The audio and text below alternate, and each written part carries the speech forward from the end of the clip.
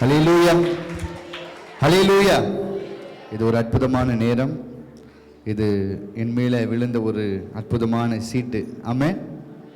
ஒருவேளை இந்த இரவு ஜெபத்துக்கு, இந்த விடுதலையின் ஜெபத்துக்கு பலரை போதகர் அவர்கள் யோசித்திருக்கலாம். ஆனால் இன்றைக்கு எனக்கு இந்த அழைப்பு கொடுக்கப்பட்டிருப்பது தேவனுடைய சித்தம் என்பதை நான் நம்புகிறேன். ஆமென், ஹல்லேலூயா. கொஞ்ச நேரம் நம்ம எல்லாரும் எழும்பி நின்று ஆண்டவரை துதிப்போம். நன்றி சொல்ற எல்லாரும் வாய்களை திறந்து ஆண்டவர் நம்மை ஜெபிக்கும்படி துதிக்கும்படி கொண்டு வந்திருக்கிறார். கடைசி நாட்கள்ல இந்தியாவிலிருந்து எழும்பும் என்கிறதுக்கு இதெல்லாம் ஒரு உதாரணம். நம்ம ஜெபிக்கலன்னா ஜெயம் எங்க இருந்து வராது. நம்ம தான் எல்லா நாட்டுக்கும் ஜெயத்தை கொடுக்கிற ஒரு ஜெப வீராங்கனைகள், வீரர்கள். அல்லேலூயா. எல்லாரும் கண்களை மூடி இப்படிப்பட்ட ஜெப அபிஷேகத்தோடு வாஞ்சையோடு கண்களை மூடி வாய்களை திறந்து நன்றியுள்ள இருதயத்தோடு ஸ்தோத்திரம். ஹல்லேலூயா. நன்றியோடு துதிக்கிறோம் துதிக்கிறோம் துதிக்கிறோம் துதிக்கிறோம் துதிக்கிறோம் சுவாமி. என்னை மறவாமல் நினைத்தீரையா,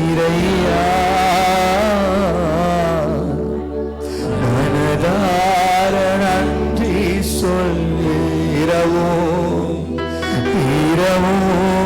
பகலும் என்னை நினைத்து அப்பா தேசம் பாழானதை பார்க்கும் போது என்னை பாதுகாக்கிறீரே, போஷித்தீரே, நினைத்தீரே அப்பா, இதுவரை நடத்தினீரே. நன்றி நன்றி ஐயா,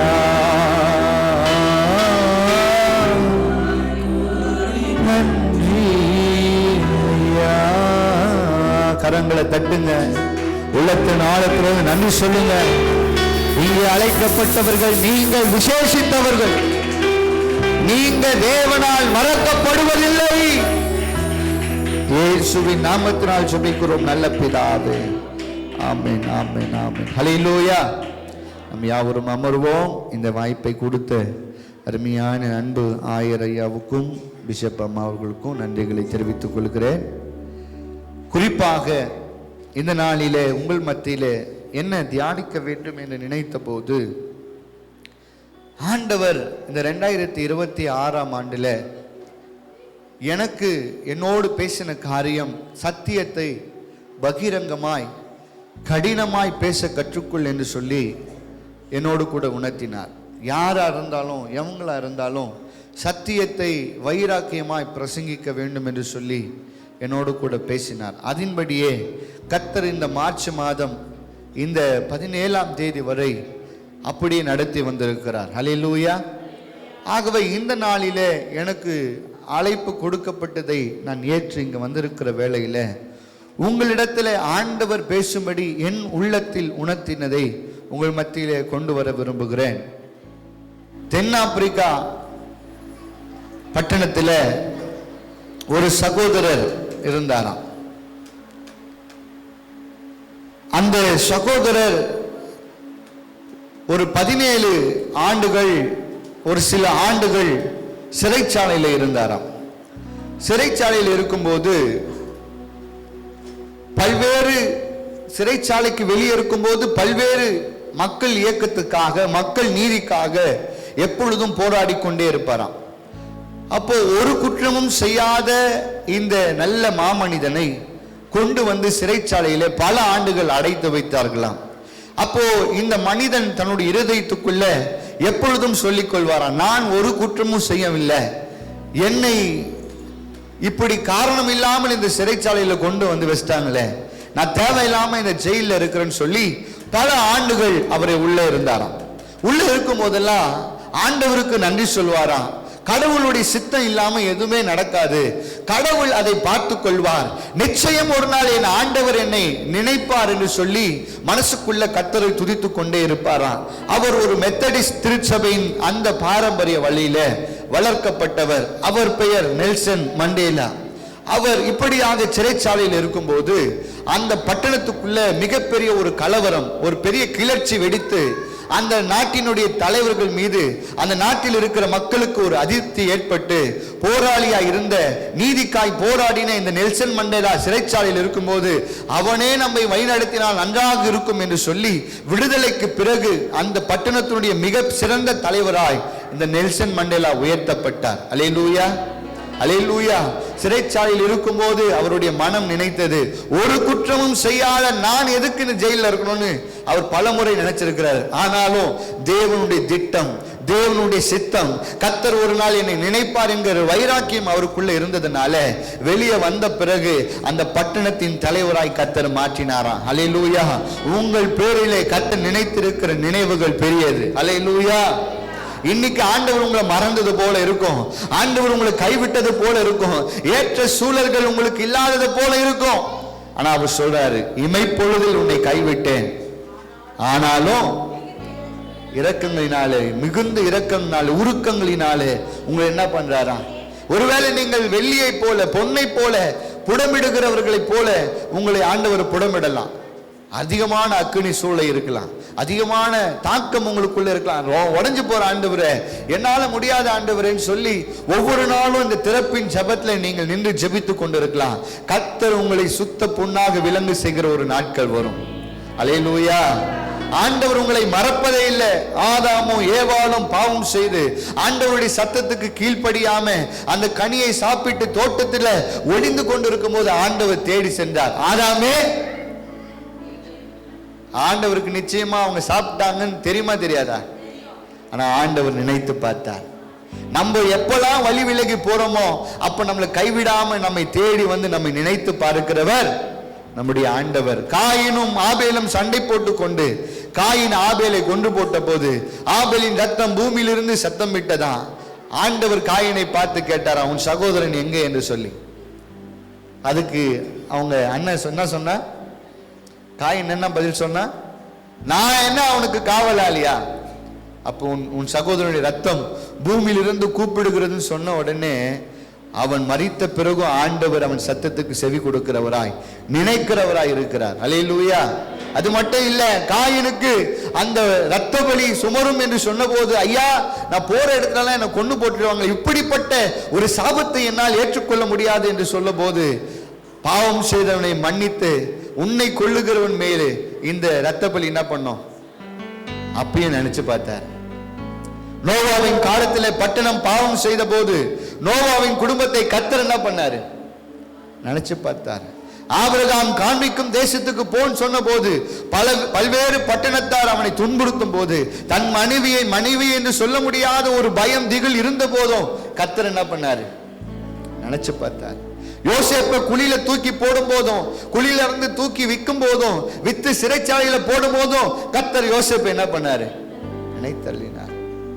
யோசேப்புக்கு பிறகு புதிய ராஜா வந்த போது, இஸ்ரவேல் ஜனங்கள் நெருக்கப்பட்ட போது கூக்குரலின் சத்தத்தை கேட்டு மோசேவை அனுப்பி இஸ்ரவேல் ஜனங்களுடைய அந்த கூக்குரலை கர்த்தர் கேட்டு விடுதலை கொடுத்தாரு. அங்கு இஸ்ரவேல் ஜனங்களை கர்த்தர் மறந்து போனாரா? இல்ல. மோசேவை மறந்து போனாரா? அதுக்கப்புறம் இஸ்ரவேல் ஜனங்களாகிய உங்களையும் என்னையும் புறமார்க்கத்தால் ஆகி இருந்த உங்களையும் என்னையும் கர்த்தர் இதுவரைக்கும் மறந்து போயிட்டாரா? இல்ல. அன்பு தேவ பிள்ளைகளே, இந்த திறப்பில் நிற்கிற உங்களுடைய வேண்டுதல்களை கர்த்தர் நிச்சயமாய் நிறைவேற்றுவார். எத்தனையோ பேர் இருக்கலாம் நன்மை பெற்றவங்க, லாக்ஸ் கணக்கில் சேலரி வாங்குறவங்களா இருக்கலாம், பல்வேறு ப்ரொஃபஷன்ல உயர்ந்தவங்களா இருக்கலாம். ஆனா கர்த்தருடைய பாதத்துல காத்திருக்கும் போது வருகிற ஆசீர்வாதம் அதோடு ஒருபோதும் என்ன பண்ண முடியாது, ஒப்பிடவே முடியாது. நீங்க வந்தவங்க பாக்கியவான்கள். இந்த திறப்பில் நிற்கும் போதுதான் தேசம் பாதுகாக்கப்பட்டு கொண்டு இருக்கிறது. அல்லேலூயா. இந்த ஜெபம் அது விலையேற பெற்றது, வல்லமையானது.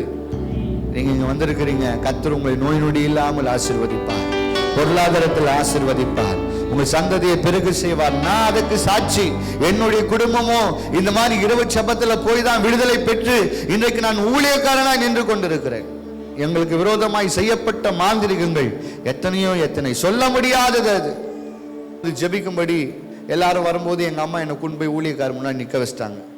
நிக்க வச்ச உடனே ஊழியக்காரங்க, உனக்காக நான் ஜெபம் பண்றேன், உன் மேல இந்த மாதிரி போராட்டம் இருக்குது உனக்கு. இல்ல அதெல்லாம் எனக்கு ஒன்றும் இல்லையா, நீங்க என் தலைமையெல்லாம் கை வைக்க கூடாது, நீங்க மற்றவங்களை தள்ளுற மாதிரி என்ன பண்ண முடியாது, தள்ள முடியாது. என்கிட்ட இதெல்லாம் பலிக்காது. சரி, உன் மேலே நான் கையை வைக்க மாட்டேன், நீ நின்றுக்கோ, அங்கே நின்றுக்கோ, நான் உனக்காக ஜெபம் பண்ணுறேன். நமக்கு லைட்டாக இந்த ஜபத்தில் லைட்டாக கண்ணை திறந்து பார்க்குற பழக்கம் அப்போ இருந்துச்சு, இப்போ இல்லை. இப்போ கண்ணை மூடிடுவேன். இவங்க என்ன தான் பண்ணாங்க பார்த்தா, ஒரு 2 ஊழியக்காரருக்கு என் வயிற்றுக்கு நேராக கை வச்சு ஜெபம் பண்ணுகிறாங்க. நான் அசைவே இல்லையே, நீங்கள் என்ன பண்ணீங்களோ பண்ணுங்க அப்படின்னு நின்று. அப்போ ஒரு குறிப்பிட்ட நேரத்தில் அவங்க சொன்னாங்க, நீ விட்டு கொடுத்தா அவனுக்கு ஒரு விடுதலை. சரி, இவங்க இவ்வளோ நேரம் ஜெபம் பண்ணுகிறாங்களே, ஒருவேளை நமக்கு இருந்துச்சுன்னா என்ன பண்ணுறது? ஆண்டவரே எனக்கு ஒரு விடுதலை தாங்கன்னு ஒரு வார்த்தை சொன்னேன். ஊழியக்காரர் ஜெபம் பண்ணிருக்கும் போது அப்படியே கண்ணை முன்ன பாருங்க, வயிற்றுக்கு நேரம் கை வச்சு ஜெபம் பண்றவங்க ஒரு அக்கினி மாதிரி வயிற்றுக்குள்ள வந்து ஏதோ பண்ணிச்சு, சங்கு சக்கர மாதிரி சுத்தி என்ன பண்ணேன், வலு சர்பத்தின் ஆவியே இவனை விட்டு வெளியேறினாங்க. உடனே கீழே விழுந்தேன். இன்னைக்கு வரைக்கும் ஆண்டவர் என்னை வல்லமையாய் பயன்படுத்தி வருகிறார். அன்னைக்கு சத்துரு தோத்து போனா என் தேவன் ஜெயம் எடுத்தார். எங்களை நினைச்சவர் உங்களை நினைக்க மாட்டாரா? இது இரவு ஜெபத்துல வந்த உங்களை நினைக்க மாட்டாரா? கர்த்தர் நிச்சயமாய் உங்களை மறப்பதில்லை. அல்லேலூயா. அப்படி என்னை ஆசீர்வதித்து வந்தவர் உங்களையும் ஆசீர்வதிப்பார். இன்றைக்கு உங்கள் மத்தியிலே ஆண்டவர் என்னோடு கூட பேசின வார்த்தை, உங்களை நினைக்கின்றவர். அல்லேலூயா. உங்களை நினைக்கின்றவர். அவர் நெஞ்சு மேல கை வச்சு சொல்லுங்க, என்னை ஆண்டவர் நினைக்கின்றவர். என்ன மறக்கிறதே இல்லை.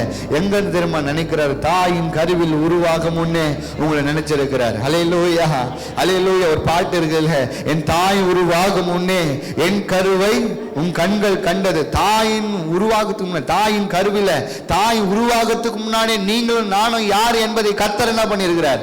அப்பத்திலிருந்து உங்களை என்னையும் அவர் நினைத்து வைத்திருக்கிறார். அல்லேலூயா. உள்ளங்கையில வரைந்து வைத்திருக்கிற ஆண்டவர் உங்களை என்னையும் என்ன பண்ண மாட்டார்? மறக்க மாட்டார். உங்களை என்னையும் நினைக்கின்றவர் நெருக்கத்திலே நம்மை நினைக்கின்றார். உங்களை என்னைய நினைக்கின்றவர் குறைவுகளிலே நம்மை நினைக்கின்றார்.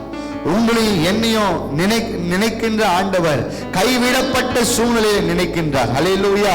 3 இடங்களில் கர்த்தர் உங்களை நினைக்கின்றார் என்பதை சொல்லி நான் கடந்து போக ஆசைப்படுகிறேன். முதல்ல 1 ராஜாக்கள் 17ஆம் அதிகாரம் 1வது வசனத்தை வாசிப்போம். கீலியாத்தின் குடியிலே எலியா ஆகாப்பை நோக்கி, என் வாக்கின்படியே அன்றி இந்த வருஷங்களில் மழையும் பனியும் பெய்யாதிருக்கும் என்று இஸ்ரவேலின் தேவனாகிய கர்த்தருக்கு முன்பாக நிற்கிற நான் அவருடைய ஜீவனை கொண்டு, யாருக்கு சொல்றாரு? ஆகாப் என்கிற பெரிய ராஜாவை பார்த்து சொல்கிறார். எலியா என்கிற தீர்க்கதரிசி. இந்த சம்பவம் நாம் பல முறை தியானித்திருப்போம்.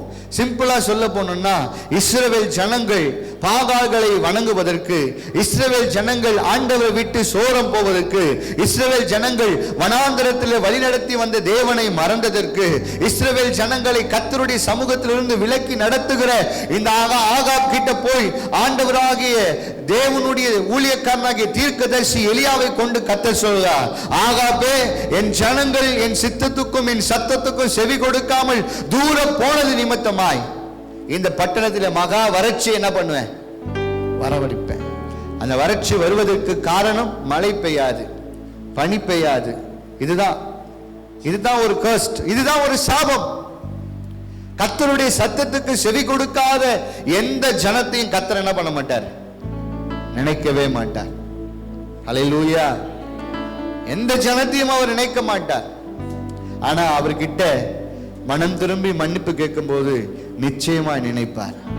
ஆதாமும் ஏவாளும், நான் ஒளிஞ்சின்னு இருக்கிற ஆண்டவரே, உனக்கு யார் இது சொன்னது? சர்ப்பம் சொன்னது. தன்னை அர்ப்பணித்தார்கள். சொன்னாங்க, இல்ல நான் தான் சாப்பிட்டேன், நீ தான் சாப்பிட்டேன்னு சொல்லி அந்த ஃபைலையே க்ளோஸ் பண்ணிருக்கலாம். ஆண்டவர் நம்முடைய உள்ளத்தை பார்க்கிறவர். மனுஷ முகத்தை பார்க்கலாம், ஆனா ஆண்டவர் என்ன பண்றாரு? பல முறை இஸ்ரவேல் ஜனங்கள் தேவனுக்கு விரோதமான காரியங்களை செய்தார்கள். ஆதாம் ஏவாளிலிருந்து இன்னைக்கு வரைக்கும் நீங்களும் நானும் பல முறை கர்த்தருடைய சத்தத்துக்கு விலகி போய் இருக்கிறோம்.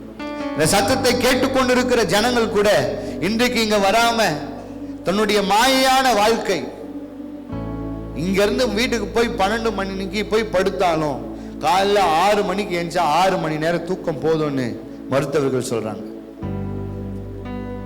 ஆனா விடுதலை பெற்ற பல்வேறு மக்கள் தேவனை மறந்து போனார்கள். ஆனாலும் அவர்களையும் கர்த்தர் நினைக்கிறார். ஏன்னா அவர்கள் தேவனால் சிருஷ்டிக்கப்பட்டவர்கள். அல்லேலூயா, அல்லேலூயா. அப்ப நீங்களும் அந்த வாட்டி வரலன்னா ஆண்டவர் உங்களை நினைப்பாரு நீங்க நினைக்கிறீங்களா? அப்படி நினைக்காதீங்க ஒருபோதும். தேவ சமூகத்திலிருந்து கிடைக்கின்ற பலன் வீட்டில இருந்து தொலைக்காட்சியில பார்க்கும் போது கிடைக்கவே கிடைக்காது. அந்த தொலைக்காட்சியில் போடுறதுக்கு காரணம் என்ன தெரியுமா? கணவன் ஜபத்துக்கு போகக்கூடாது, சபைக்கு போகக்கூடாது, கிறிஸ்துவை ஏற்றுக்கொள்ளக்கூடாது, கிறிஸ்துவை நம்பக்கூடாது சொல்கிற பல்வேறு புறஜாதிகளுக்காக தேவன் கொடுத்த நல்வாய்ப்பு தான் இந்த சமூக வலைத்தளம். அவங்களுக்கு தான் இது, நமக்கு இல்லை. நம்ம ஆண்டவரை நிறைய வேலைகளை மறந்து போறோம். ஆண்டவரே எனக்கு நல்ல வேலையை கொடுங்க, தருவாரு, சபையை மறந்துடுவாங்க. ஆண்டவரே எனக்கு நல்ல உயர்வை தாங்க, தருவார், ஆண்டவரை மறந்துடுவாங்க. அப்படிதான் இஸ்ரவேல் ஜனங்கள் மறந்து போனார்கள். வனாந்தரத்தில் வழிநடத்தினவர், ஸ்பெஷல் ஃபுட்டை கொடுத்தவர், எல்லாவற்றையும் அல்டிமேட்டா சூப்பர் நேச்சுரலா தந்தவரை மறந்து போனாங்க. இன்னைக்கு 2026 ஆண்டுல இருக்கிற நீங்களும் நானும் கூட பல நேரங்களில் மறந்து போயிடுறோம். இந்த ஜபத்துக்கு நான் நோ சொல்லணும் தான் என் மனசு சொல்லிச்சு, என் சரீரம் சொல்லிச்சு. ஆனா எனக்குள்ள இருக்கிற ஆவியானவர் சொன்னாரு, ஜபத்துக்கு போ. பல்வேறு பலவீனங்கள் இருந்தது. நான் மண்டே மார்னிங் தான் 3 நாள் கன்வென்ஷனை முடிச்சு சேலத்திலிருந்து இங்கே வந்தேன். பயங்கரமான உடல்ல ஒரு பெரிய உபாதை, வெளியே சொல்ல முடியாத உபாதை, பெரிய நெருக்கடி எனக்குள்ள இருந்தது. ஆனாலும் கர்த்தர் மேல பாரத்தை போட்டு உங்க சமூகத்தில் வந்து நிற்கிறேன். ஏன்னா என் ஆண்டவர் எனக்காக என்னோடு கூட வருகிறவர். இன்னைக்கு உங்களோடு கூட வருகிறார். என்ன மறக்காம நினைக்கிற ஆண்டவர் உங்களை மறப்பதில்லை. அன்றைக்கு இந்த இடத்துல இஸ்ரவேல் ஜனங்கள் எல்லாம் தேவனை மறந்து பாகால்களை வணங்கி கொண்டிருந்த போது எலியா ஆகாப் கிட்ட போய் சொல்றாரு, என் ஜனங்களை இப்படி பண்ணிட்ட, நீயும் என் ஜனங்களை சரியான வழியில் நடத்தல, அதனால கர்த்தர் இந்த பட்டணத்துல மழை பெய்யாதபடி ஒரு பெரிய சாபத்தை கொடுக்கிறார். புதிய ஏற்பாட்டில் வாசிக்கிறோம் 3 வருஷம் 6 மாசம் மழை பெய்யலன்னு, பழைய ஏற்பாட்டில் வாசிக்கிறோம் 3 வருஷம் மழை பெய்யலன்னு. ஆனா ஆண்டவர் சொன்னதை போலவே பட்டணத்துல என்ன பண்ணல, பஞ்சம் கொடிதாய் மாறினது. சொல்ல போன எலியாவை கர்த்தர் மறந்து போனாரா? சொல்ல போன எலியாவை கர்த்தர் மறந்தாரா? இஸ்ரவேல் ஜனங்களுக்காக இப்படி ஒரு சாபத்தை கர்த்தர் கொடுத்தார். ராங் லீடிங்ல நடத்தின, அதனால இந்த ஜனங்களுக்கும் உனக்கும் இதான் தண்டனை. பஞ்சத்துல நீங்க கடினப்பட்டு மனம் திரும்புங்க. இன்னைக்கு நமக்கு ஒரு போராட்டம் வருதுன்னா நம்ம ஏதோ இடத்துல ஆண்டவர்கிட்ட திரும்ப வேண்டும் என்று ஆண்டவர் உணர்த்துகிறார். யாரோ ஒருவர் நமக்கு விரோதமாய் எழும்பி யுத்தம் செய்ய புறப்படுகிறார்களானா, கலகம் செய்கிறார்களானா, ஏதோ நம்ம ஆண்டவருடைய ட்ராக்ல இருந்து என்ன பண்ணிட்டோம், வெளியே போயிட்டோம். அது ஒரு காஷன், ஒரு எச்சரிப்பு. ஆண்டவர் சமூகத்தில் திருப்பி வந்து, ஆண்டவரே உமக்கு பிரியமானதை செய்ய எனக்கு கற்றுத்தாங்கன்னு சொல்லி பாருங்களேன், உடனே குட்னஸ் உங்க வீட்டு வாசல்ல வந்து காத்திருக்கும். அல்லேலூயா. பாவம் வீட்டு வாசப்படியில படுத்திருக்கும், நன்மை உங்களோடு கூட உறவாடும். அல்லேலூயா. இப்ப இங்க எலியா ஆகாப் என்கிற பெரிய ராஜாக்கு முன்னாடி இப்படி தீர்க்கதரிசி சொன்னதுனால சொல்லிட்டு பயந்து போய் ஓடி ஒளிந்து கொண்டார். 4ஆம் வசனத்துல வாசிக்கிறோம், ஆண்டவரே சொல்லுகிறார், அந்த ஆற்றின் தண்ணீரை குடிப்பாய், அங்கே உன்னை போஷிக்க கட்டளையிடுவேன் என்றார்.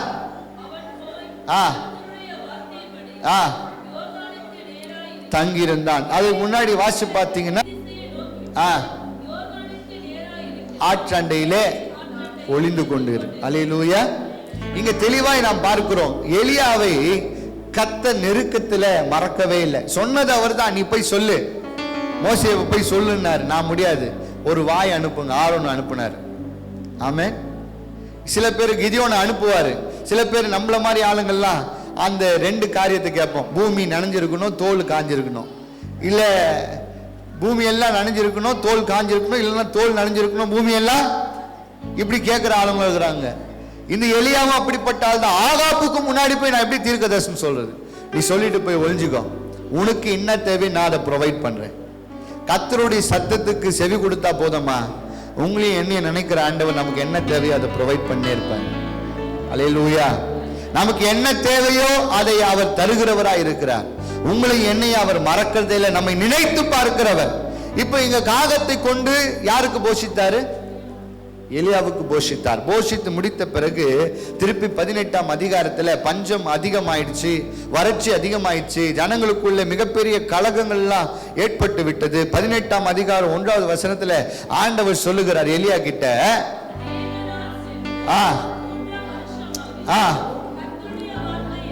உண்டாகி நீ போய் கட்டளிடுவேன். இப்போ ஆண்டவர் ஒரு பெரிய மிராக்கிளை செய்ய காத்திருக்கிறார். போற வழியில ஆல்ரெடி சாப்பாடு கிடைக்குமா, உணவு கிடைக்குமா, இல்லை ஏதாவது கிடைக்குமான்னு சொல்லி ஆகாப் ஒரு பக்கமும், ஆகாப்புடைய வேலைக்காரனாகிய ஒரு நல்ல தேவ மனுஷன் ஒபேதியாவும் ஒரு பக்கம் போறாங்க. ஒரு பக்கம் போகும்போது எலியா யாரை பார்த்துறாரு? ஒபேதியா பார்த்துறாரு. ஒபேதியா யாரை பார்த்துறாரு? எலியாவை பார்த்துறாரு. இப்போ நம்ம சென்னை ஸ்லாங்ல சொல்லணும்னா ஒபேதியா எலியாவை பார்த்தோன்னு எப்படி ஆயிட்டு இருக்கோம்? தூக்கி வாரி போட்டிருக்கோம். ஏன்னா நம்ம ஆளு ஆண்டவர் இஸ்ரவேலின் தீர்க்கதரிசிகளை 100 பேரை 50 பேரை என்ன பண்ணிருக்கிறாரு? அப்போ அந்த 100 பேரை ஒழிச்சு வச்சிருக்கிறாரு. இதுல ஒரு ஆள் தான் யாரு? இந்த எலியாவை காலி, எலியாவே இல்லைன்னு ஆல்ரெடி பேசிதான் ஒபேதியா காம்ப்ரமைஸ் பண்ணி 100 பேரை காப்பாத்தி இந்த வறட்சியான பஞ்ச காலத்துல போஷிச்சு வருகிறாரு. இப்போ எலியா ஒபேதியாக்கு தென்பட்டு ஒபேதியா கிட்ட போய் சொல்றாரு, நான் போய் ஆகாப்பை பார்க்கணும், போய் சொல்லு. ஐயா என்னை கொண்டு போட்டுருவாங்க ஐயா. இல்ல நீ போய் சொல்லு. எப்பா நீ சொல்லிட்டு எங்கேயாச்சும் போய் என்ன பண்ண, உங்க ஆண்டவர், நம்ம ஆண்டவர் உன்னை தூக்கின்னு போய் வேற எங்கேயாச்சும் வச்சிருவாரு. நான் போய் சொல்ல மாட்டேன். இல்ல தேவனுடைய சேனைகளின் கர்த்தர் மேல ஆணையிட்டு சொல்றேன், நீ போய் சொல்லு. நான் இன்னைக்கு என்னை காண்பிப்பேன். அல்லேலூயா. அங்க போய் சொல்லும் போது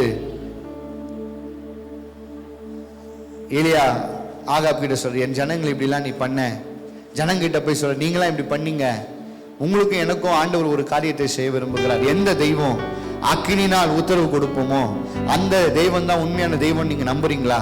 இப்ப ஜனங்கள்லாம் என்ன பண்ணுங்கனாங்க, இந்த டீலுக்கு ஒத்துக்கிட்டாங்க. ஆகாப்போ என்ன பண்ணிட்டாரு? ஒத்துக்கிட்டாரு. பல இடங்களில் நம்ம பேசுறோம். பாகாலின் தீர்க்கதரிசிகள் எத்தனை பேர் இருந்தாங்களா? 450 பேர் ஒரு பக்கம் சொல்லுது. ஆனா இன்னொரு இடத்துல எப்படியே வாசிக்கிறோம், மொத்தம் 850 பேர் இருக்கிறாங்க. அன்னைக்கு நின்றவங்க 450 பேர் தான். ஆனா அந்த விக்கிரக தோப்புகளை வணங்குகிற நீங்க வீட்டுல போய் வாசி பார்ப்பீங்கன்னா அங்க ஒரு 400 பேரும், எலியா சொல்வார் அவங்க ஒரு 400 பேரும், இந்த பாகாலின் தீர்க்கதரிசிகள் 450 பேரும் இங்க என்ன பண்ணு, அவங்க முன்னாடி நான் ஒரு மிராக்கிள் செய்யறேன். அல்லேலூயா. அந்த மிராக்கிள் உங்களுக்கு என்னன்னு தெரியும்? ஆல்ரெடி பஞ்சம், அங்க ஒரு வெறுப்பு இருக்குது. இருக்கிற தீர்க்கதரிசிகளாம் கொலை செய்ய சொல்லி ஆகாப்புடைய மனைவி எசேல் என்ன பண்ணிட்டான்? எசபேல் இப்படி ஒரு அதிகாரத்தை கொடுத்துட்டான். இப்ப நம்ம ஆளு போய் எலியா ஆகாப் முன்னாடி காமிச்சு, இப்படி ஒரு வித்தையை செய்யறதுக்கு நான் ரெடி, நீங்க ரெடியா அப்படின்னு கேட்கிறாரு. Okay deal. உங்க எல்லாருக்கும் தெரியும் 450 பேர் நிக்கிறாங்க, பலிபீடம் கட்டப்பட்டுச்சு. அவங்க காலில் சாயங்காலம் வரைக்கும் டைம் எடுக்கிறாங்க. ஒரு இன்ச்சு கூட, ஒரு தூசி கூட என்ன பண்ணல, அசையில. ஆனா நம்முடைய தேவ மனுஷன் 1 ராஜாக்கள் 18ஆம் அதிகாரம் 38வது வசனத்தை வாசிங்க.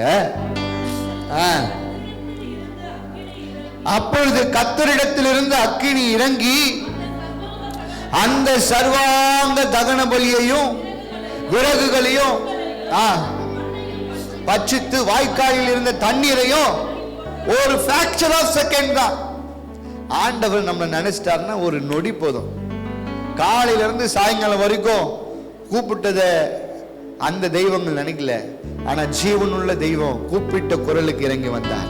அதனால்தான் எரேமியா 33:3 வாசிக்கிறோம், ஆபத்திலே என்னை நோக்கி கூப்பிடு. ஒரு இடத்துல மறு உத்தரவு கொடுப்பேன்னு சொல்றாரு, இன்னொரு இடத்துல நீ ஆபத்துல கூப்பிடுறதுக்கு முன்னாடியே உனக்கு மறு உத்தரவு கொடுப்பேன்றார். நீங்கள் நானும் ஆராதிக்கிற ஆண்டவர் நம்மளுடைய நினைப்பாவே இருக்கிறவர். அல்லேலூயா. அந்த அன்புக்கு முன்னாடி எதுவும் இல்லை. ஆமென். அதனாலதான் எலியாவை போய் சொல்லணும்னு சொன்ன உடனே, என் சொல்லுக்கு நீ கீழ்ப்படிந்தபடியினால் உனக்கு காகத்தை கொண்டு அப்பத்தி இறைச்சியும் கொடுத்து உன்னை போஷித்தேன். அங்க மறக்கல. ஆகாப்ப போய் மீட் பண்ணும்போது வானத்திலிருந்து அக்கினி இறங்கி வந்தாதான் உண்மையான தெய்வம் செஞ்சு காட்டிருக்கிற அந்த மிகப்பெரிய சாட்சியின் வேலையில கர்த்தர் ஒரு நிமிஷம் கூட டிலே பண்ணாம கூப்பிட்ட சத்தத்துக்கு ஒரு பெரிய அற்புதத்தை செய்தார். இப்ப ஜனங்கள் எல்லாம் கர்த்தரே தெய்வம், கர்த்தரே தெய்வம் என்ன பண்ணிட்டாங்க, சொல்ல ஆரம்பிச்சிட்டாங்க. இப்ப அடுத்தது பட்டணத்துல என்ன வேணும்? இப்ப என்ன சொல்லிட்டு போனாரு? இப்ப இவ்வளவு பெரிய மிராக்கிள் நடந்ததுக்கு அப்புறம் பஞ்சம் க்ளோஸ் பண்ணி க்ளோஸ் ஆகி ஒரு பெரிய பிளெஸிங் வரணும். அப்போனா என்ன தேவை? இப்போ மழை வேணும். போய் ஊழியக்காரர் போய் பார்க்க சொல்றாரு, ஏதாவது தெத்தா பாருப்பா. ஒருத்தவன் சொல்றான், நீங்க வீட்டில் போய் வாசிச்சு பாருங்க, டைம் இல்லாதால சொல்றேன், கையளவு தான் என்ன பண்ணுது. இப்படி திரும்பி முடிக்கிறதுக்குள்ள கையளவு மேகம் வானம் ஃபுல்லா நிரவி வசனம் சொல்லுது. 39வது வசனத்தை வாசிங்க. கர்த்தரே தெய்வம், கர்த்தரே தெய்வம் என்று சொன்னார்கள். அதுக்கப்புறம் கையளவு மேகத்தை பார்த்தாங்க. அதுக்கப்புறம் அந்த அதிகாரம் முடியும் போது அந்த இடத்துல என்ன பண்ணான்? பெரிய மழை பெய்து ஆண்டவர் பெரிய காரியங்களை அங்க செய்தார். அல்லேலூயா. ஒரு ஃபிராக்சர் ஆஃப் செகண்ட் கூட ஆண்டவர் உங்களையும் என்ன பண்றது இல்லை, மறக்கிறது இல்லை. அதுக்கு பெரிய உதாரணம் என்ன தெரியுமா? நீங்களும் நான் இங்க ஜீவனோடு இருக்கிறது தான். மிகப்பெரிய முதலாளிகள் எல்லாம் அந்த கொரோனா டைம்ல செத்து போனாங்க. சில நல்லவங்க செத்து போனாங்க. ஆனா நீங்களும் நானும் ஆண்டவரால் முன்குறிக்கப்பட்டிருக்கிறதால, உங்க மேலே என் மேலே ஆண்டவர் பெரிய திட்டம் வைத்திருக்கிறால, உங்களையும் என்னை நினைச்சு இங்க ஜீவனோட வைத்திருக்கிறார். அல்லேலூயா. இத்தனை ஆண்டுகள் எத்தனையோ முறை தவறி விழுந்திருப்போம், அவர் தாங்கினார். எத்தனையோ முறை இந்த வாழ்க்கை வேணாம் நம்ம நினைச்சிருப்போம், ஆனாலும் நம்மளை நினைச்சு பார்த்தார். எலியாவை நினைச்சு பார்த்த தெய்வம் உங்களை மறக்கவே மாட்டார். நெருக்கத்துல, எல்லா நெருக்கத்துல, உணவு இல்ல, தண்ணி இல்ல, பஞ்சம், ராஜாவுடைய கோபம் ஒபேதியா ஒளிச்சு வச்சு மீண்டும் போய் சொல்லும் போது பல்வேறு வைராக்கியம் நிறைந்த ஒரு பெரிய தந்திரங்கள் கிரியை செய்திருக்கலாம். ஆனா நினைச்சவர் என்ன பண்ண மாட்டாரு, மறக்க மாட்டார். ஆகாபிய பயமுறுத்தினார். இன்னைக்கு உங்களுக்கு விரோதமா எழும்புகிற சத்துருவை கர்த்தர் உங்கள் பேரில் வைத்திருக்கிற நினைவுனாலே பயமுறுத்துவார். அல்லேலூயா. உங்களை தொட்டாங்கன்னா அவங்க கெட்டாங்கன்றது ஆண்டவர் என்ன பண்ணுவார், கற்றுக் கொடுப்பார். அல்லேலூயா. இங்க ஆகாபோடைய மனைவி ஒரு தோட்டத்துக்காக ஒருவனை கொண்டு போது அதே மாதிரி சொல்றார். அவனை எப்படி கொன்னு அவனுடைய ரத்தத்தை நாய் நக்கினதோ அதே மாதிரி நீ என்ன பண்ணுவ? ஆண்டவர் நீதி செய்கிறவர், உங்களை மறக்காதவர், உங்களை நினைக்கிறவர். உங்களை நெருக்கத்திலே அவர் நினைக்கிறார். அவர் உங்களை கைவிட மாட்டார். இரண்டாவது, குறைவுகளிலே உங்களை நினைக்கிறார். 17ஆம் அதிகாரத்தில், 1 ராஜாக்கள் 17ஆம் அதிகாரத்தில் 9வது வசனத்தை வாசிங்க. போய் அங்கே தங்கியிரு, கட்டளையிட்டேன் என்றார். அங்க வாசிக்கிற 3வது வசனத்துல ஒளிந்துருன்னு சொன்னார். சத்தத்துக்கு கீழ்ப்படிஞ்சபடினால காக அப்பத்தையும் இறைச்சியும் கொடுத்துச்சு. இங்க என்ன சொல்றாரு? யார் வீட்டுல? விதவை வீட்டுல. அங்க ஆண்டவர் ஆல்ரெடி அங்க ஒரு லெட்டர் அனுப்பி உனக்கு என்ன தேவையோ அதை உன்னுடைய நீட்ஸை ப்ரொவைட் பண்ணணும்னு சொல்லி நான் ஆல்ரெடி அவளுக்கு ரெக்வஸ்ட் வச்சிட்டேன் அப்படின்ற மாதிரி தான் இந்த வசனம் சொல்லுது. ஆனா அந்த அம்மாவுடைய நிலைமை எப்படி இருக்குதா? அந்த அம்மா பாடுறாங்க, யாரும் இல்லை என்று நான் அழுத போது தாயை போல என்னை தேடி வந்த தெய்வம் இயேசுதா, இயேசுதா, இயேசுதா, இயேசுதா. சொல்லுங்க பார்க்கலாம்.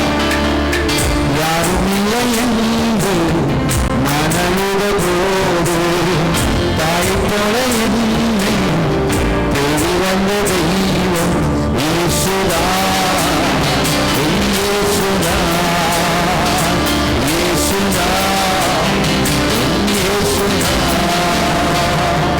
புயல் காற்று வீசும் நேரம், என் படகு முழுகும் நேரம், நம்பிக்கையாய் வந்தவரே, நங்குரமாய் நின்றவரே அப்படின்னு சொல்லி அந்த அம்மா அங்க பாடினாங்க. இங்க அந்த அம்மாவுடைய நிலைமை அப்படிதான். நான் ஆராதிக்கிற தெய்வம் உண்டா?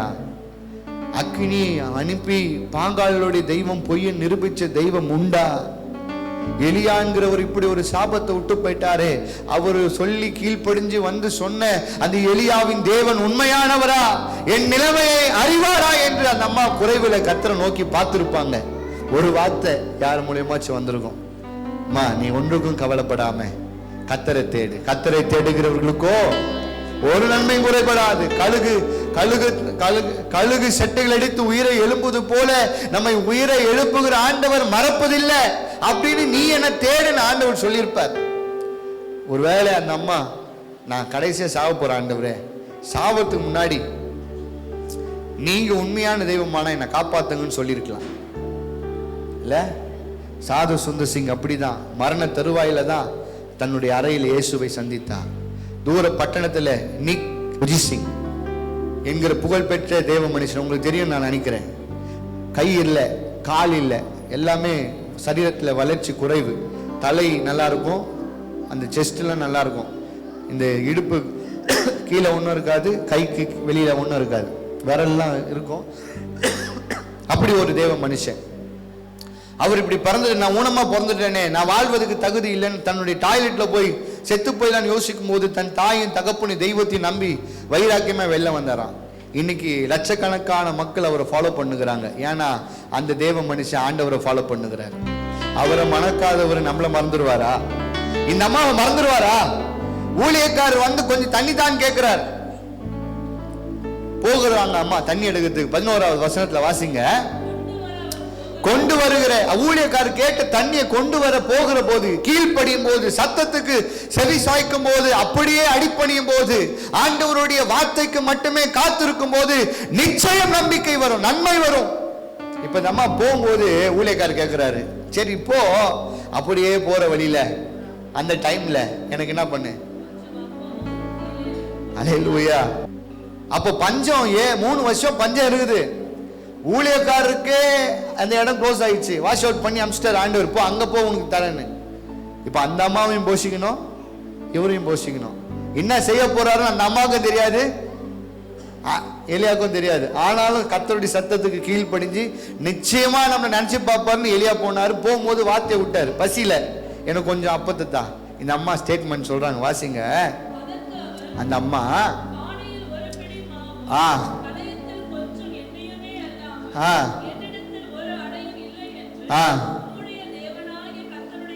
ஜீவனை கொண்டு சொல்லுகிறேன், இதோ நானும் என் குமாரனும் சாப்பிட்டு செத்து போகாதே, எனக்கும் அவனுக்கும்.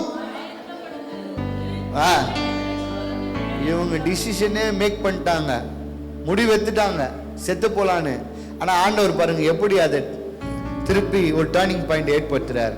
இன்னைக்கு நம்மளுடைய வாழ்க்கையில கூட நம்ம ஒரு முடிவு பண்ணிட்டு இது சாத்தியம் இல்லைன்னு நம்ம நினைக்கிறப்போ அந்த காரியத்தை சாத்தியமாக்குவார். அல்லேலூயா. இன்னைக்கு இந்த இரவு ஜெபத்துல வந்திருக்கிற உங்களுக்கு நான் சொல்றேன், ஆண்டவர் உங்களுடைய வாழ்க்கையில மீண்டும் ஒரு புதிய துவக்கத்தை தருவார். தீமை அல்ல. எரேமியா 29:11 படி அவைகள் எல்லாம் எப்படியா இருக்குமா? நன்மைக்கு ஏதுவா இருக்கும். ஒரு ஆமென் சொல்லுங்க பார்க்கலாம். இப்ப இந்த அம்மா சொன்ன உடனே நம்ம ஐயா சொல்றாரு, ஓகே ஓகே நீ சொல்றது எல்லாம் கரெக்ட் தான், எனக்கே தெரியும், நான் யாரு, நான் ஒரு பிள்ளை, எனக்கு தெரியும், என்னையே உன்னை நம்பி அனுப்புகிறாருன்னா உனக்கு ஒண்ணு செய்வார். அப்ப இந்த அம்மா கிட்ட சொன்னதுக்கு அப்புறம் அடுத்த வசனத்தை வாசிங்க. பயப்படாதே,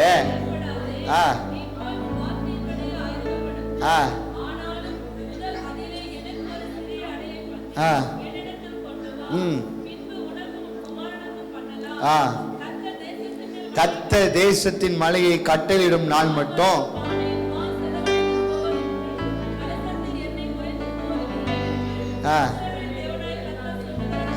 இப்படி சொன்னதுக்கு அப்புறம் ஆண்டவர் அந்த அம்மா மறந்து போயிட்டு இருப்பாங்கன்னு அந்த அம்மா நினைச்சிருப்பாங்களா?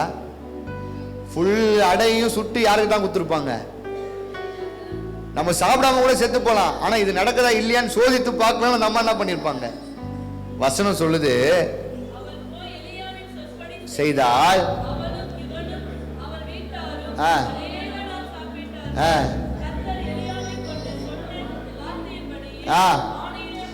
கர்த்தர் எலியாவை கொண்டு சொன்ன வார்த்தையின்படியே பானையிலே மா செலவழிந்து போகவும் இல்லை. கையை தட்டி ஆண்டவருக்கு நன்றி சொல்லுங்க.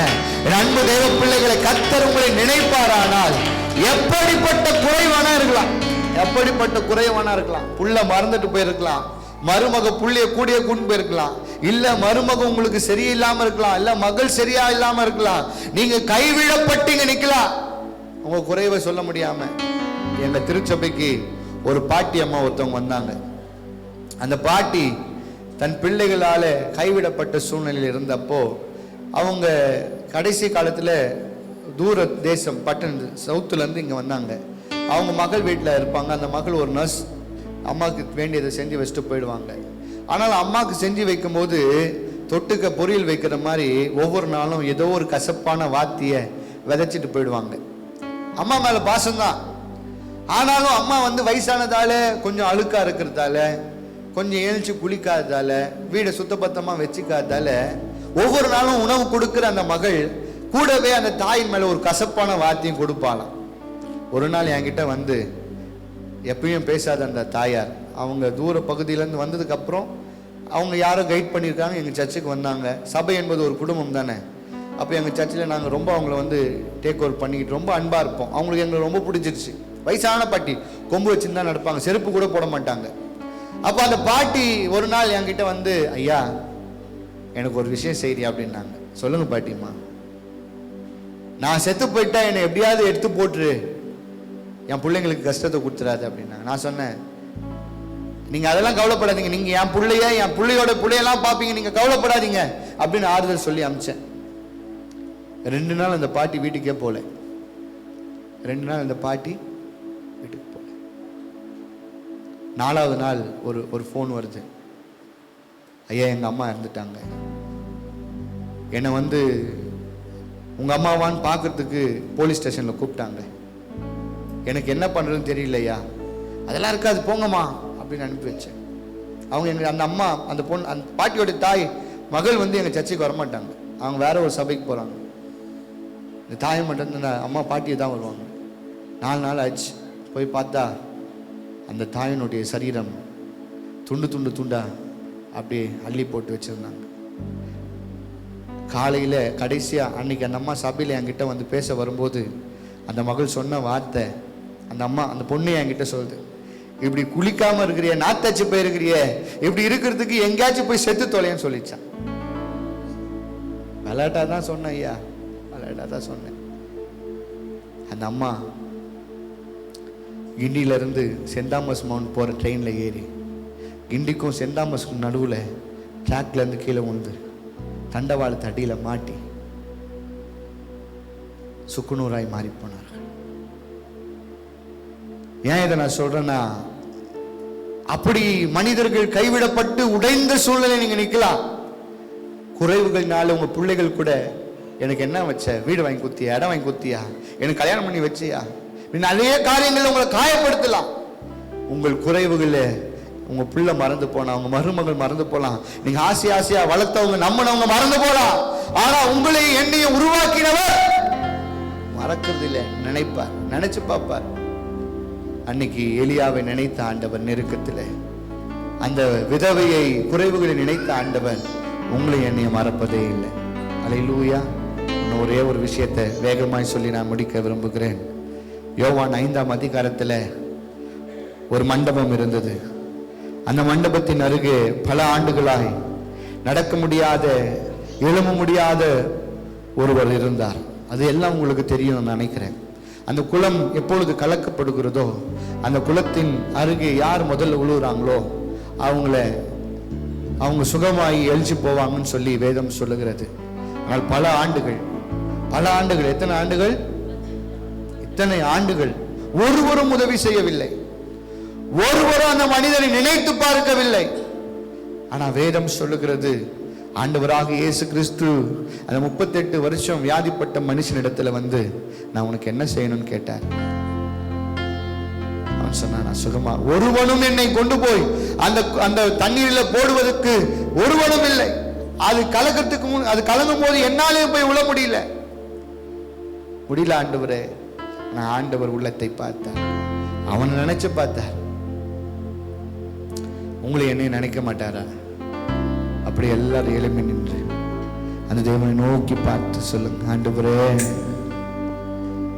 ஆண்டவரே, ஆண்டவரே, என்ன மறந்துடாதீங்கப்பா, ஒப்பு கொடுங்க. ஹல்லேலூயா. ஆண்டவரே, உங்க சத்தத்துக்கு நான் செவி கொடுக்கிறேன்ப்பா. மரணமே எனக்கு தடையா இருந்தாலும், மரணமே வெளியா இருந்தாலும், என் ஜீவன் போகிற சூழ்நிலையா இருந்தாலும் உன் சத்தத்துக்கு கீழ்ப்படுகிறேன். என்ன சொல்றீங்களோ அதை செய்யலப்பா. என்னை மட்டும் நீங்க மறந்துடாதீங்க, என் குடும்பத்தை மட்டும் மறந்துடாதீங்க, என் பட்டணத்தை மட்டும் மறந்துடாதீங்க, இந்த தேசத்தை மட்டும் மறந்துடாதீங்க. உங்க வருகையில உங்களை விட்டுடாதீங்கப்பா. உங்க பிள்ளையான சந்தித்தீங்க, அதுக்காக ஸ்தோத்திரம். என்னோடு பேசுனீங்க, அதுக்காக ஸ்தோத்திரம். நன்றி சொல்லுவோம். இயேசுவின் நாமத்தினாலே ஜெபிக்கும் நல்ல பிதாவே. ஆமென். ஹல்லேலூயா.